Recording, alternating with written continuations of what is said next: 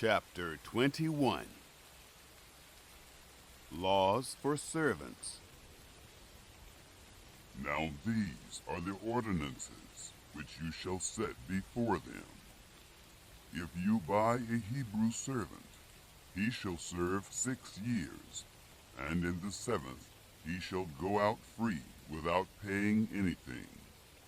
If he comes in by himself, he shall go out by himself. If he is married, then his wife shall go out with him. If his master gives him a wife, and she bears him sons or daughters, the wife and her children shall be her master's, and he shall go out by himself. But if the servant shall plainly say, I love my master, my wife, and my children, I will not go out free, then his master shall bring him to God, and shall bring him to the door or to the doorpost, and his master shall bore his ear through with an awl, and he shall serve him forever. If a man sells his daughter to be a female servant, she shall not go out as the male servants do. If she doesn't please her master, who has married her to himself, then he shall let her be redeemed.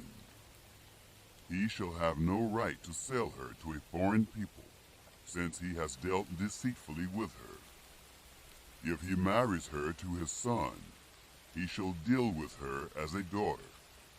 If he takes another wife to himself, he shall not diminish her food, her clothing, and her marital rights. If he doesn't do these 3 things for her, she may go free without paying any money. Personal injury laws. One who strikes a man so that he dies shall surely be put to death, but not if it is unintentional, but God allows it to happen. Then I will appoint you a place where he shall flee. If a man schemes and comes presumptuously on his neighbor to kill him, you shall take him from my altar, that he may die. Anyone who attacks his father or his mother shall be surely put to death. Anyone who kidnaps someone and sells him, or if he is found in his hand, he shall surely be put to death. Anyone who curses his father or his mother shall surely be put to death.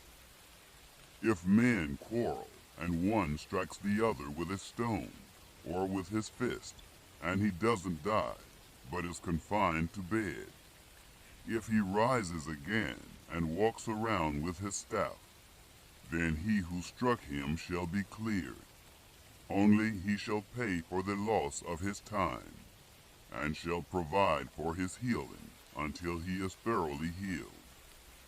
If a man strikes his servant or his maid with a rod, and he dies under his hand, he shall surely be punished.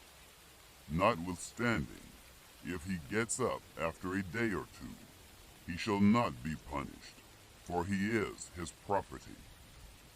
If men fight and hurt a pregnant woman, so that she gives birth prematurely, and yet no harm follows, he shall be surely fined as much as the woman's husband demands, and the judges allow.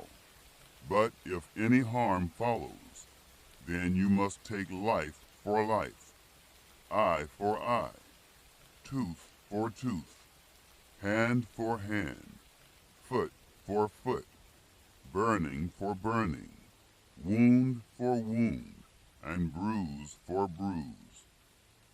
If a man strikes his servant's eye, or his maid's eye, and destroys it, he shall let him go free for his eye's sake. If he strikes out his male servant's tooth, or his female servant's tooth, he shall let him go free for his tooth's sake. If a bull gores a man or a woman to death, the bull shall surely be stoned, and its flesh shall not be eaten. But the owner of the bull shall not be held responsible. But if the bull had a habit of goring in the past, and it has been testified to its owner, and he has not kept it in, but it has killed a man or a woman, the bull shall be stoned, and its owner shall also be put to death. If a ransom is laid on him, then he shall give for the redemption of his life whatever is laid on him.